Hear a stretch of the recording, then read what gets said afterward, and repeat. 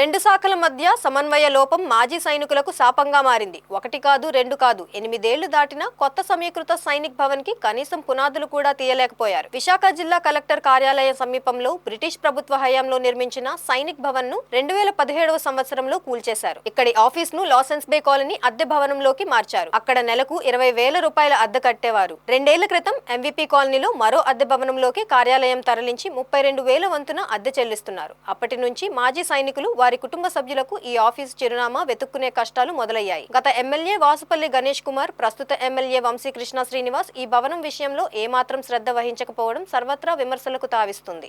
కానీ కాంట్రాక్టర్ చేతులు ఎత్తేయడంతో పనులు మొదలు పెట్టలేని దుస్థితి నెలకొంది. రోడ్లు, భవనాల శాఖ ఆధ్వర్యంలో పనులు జరగాల్సి ఉంది. కానీ రాష్ట్రంలో 2019లో వైసీపీ ప్రభుత్వం రావడంతో ఎడతెగని జాప్యం జరిగిందనే చెప్పాలి.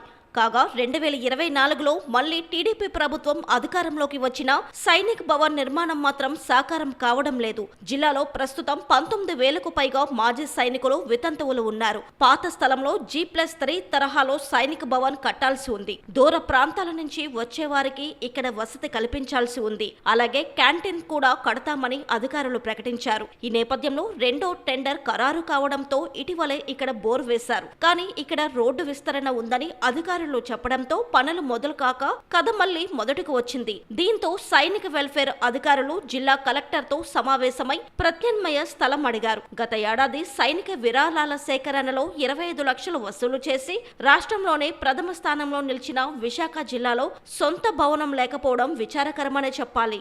ఎట్టకేలకు కలెక్టర్ ఆనందపురం మండలంలో 50 సెంట్ల స్థలం కేటాయించారు. కాగా గతంలో ప్రభుత్వాలు ఇచ్చిన నిధులు ఖర్చు చేయకపోవడంతో అవి వెనక్కిపోవడం గమనార్హం. ఆర్మీ, ఎయిర్ ఫోర్స్, నేవీ వంటి రక్షణ దళాల్లో పనిచేసిన మాజీ సైనికులు, వారి కుటుంబ సభ్యులకు సేవలు అందించే విశాఖపట్నం సైనిక సంక్షేమ శాఖకు సొంత భవనం ఇంకా అందుబాటులోకి రాకపోవడం తీవ్ర దుమారం రేపుతుంది. వీరికి గుర్తింపు కార్డులు, ఉపాధి కల్పన, విద్యార్థులకు ఉపకార వేతనాలు పంపిణీ వంటి సేవలు ఈ కార్యాలయం ద్వారానే అందుతున్నాయి. విశాఖ, అనకాపల్లి, అల్లూరు వంటి 3 జిల్లాల మాజీ సైనికులు ఈ శాఖకు సొంత భవనం లేక అవస్థలు పడుతున్నా పట్టించుకునే నాదుడే కరువయ్యాడు. కొత్త స్థలం ఎప్పుడు అందుబాటులోకి వస్తుందో, పనులు ఎప్పుడు మొదలవుతాయో అని మాజీ సైనికులు 1000 కళ్లతో ఎదురు చూస్తున్నారు.